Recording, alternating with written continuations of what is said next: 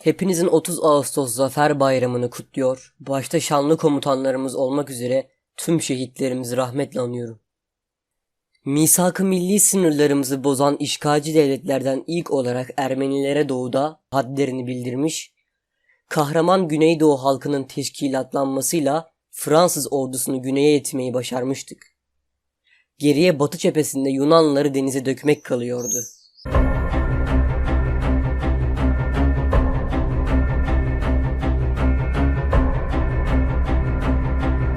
Yunanlarla yaşadığımız savaşları konu alacağımız bu bölümde destek amaçlı videomuzu arkadaşlarınızla paylaşmayı unutmayın.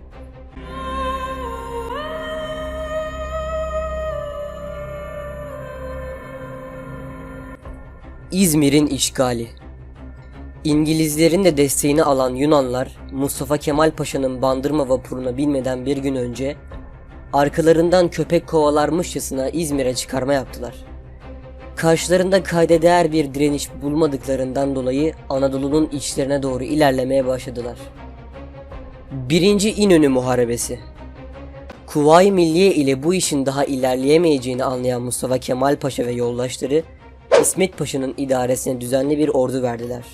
Yunanlar Türk ordusunun gücü hakkında keşifte bulunarak Eskişehir'i ele geçirip Türkiye Büyük Millet Meclisi'ni dağıtmak için üs olarak kullanmak istiyordu.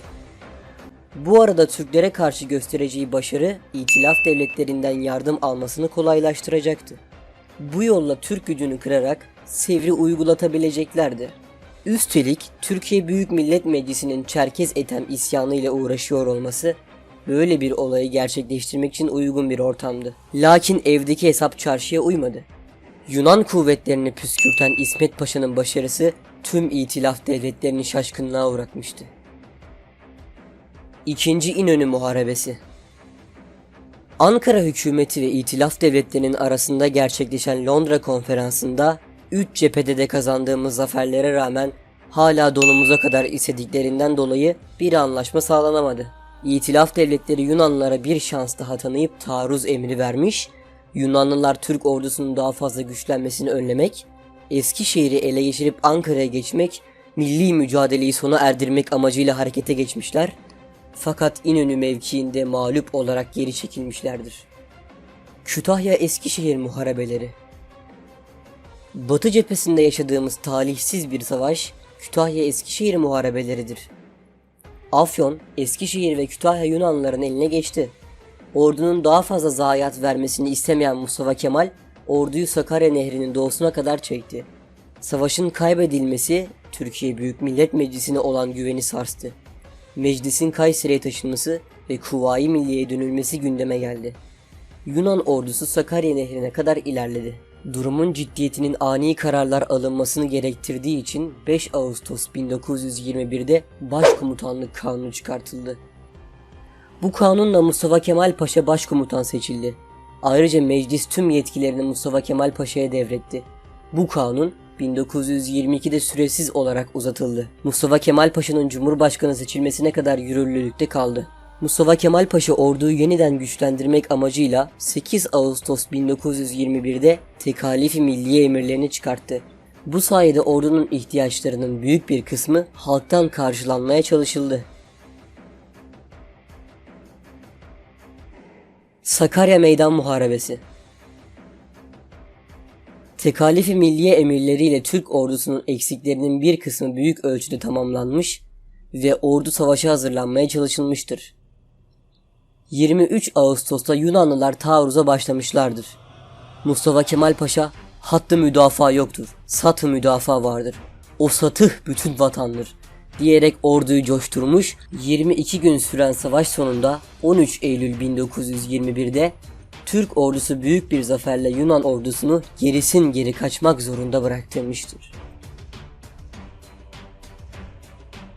Bu zaferle birlikte 1683 Viyana bozgunundan beri devam eden Batı karşısındaki gerileme durmuştur.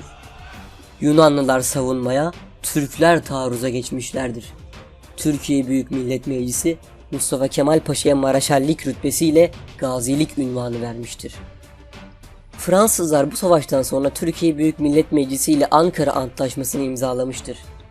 Şunu da belirtmek gerekir ki doğuda Rusya'nın kontrolünde Gürcistan ve Azerbaycan ile Kars Antlaşması imzalanmış ve bu antlaşma ile birlikte doğu sınırlarımız kesinlik kazanmıştır. Bu bölgedeki birlikler kesin bir zafer için yapılması planlanan büyük taarruz için Batı cephesine kaydırılmıştır.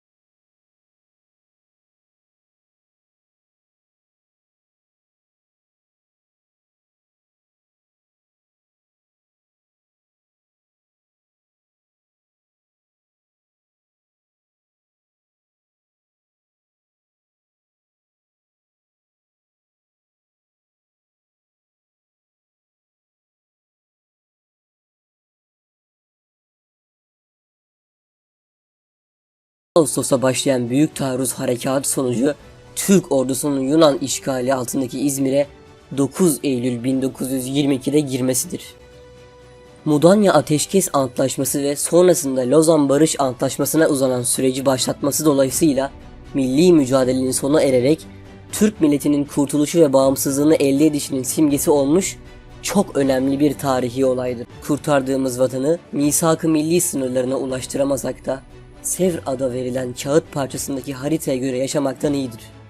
4-1'lik skorla Yunan'ı denize sürdükten sonra Cumhuriyetimizin temelleri atıldı. Unutmayın, tarihini bilmeyen bir millet yok olmaya mahkumdur.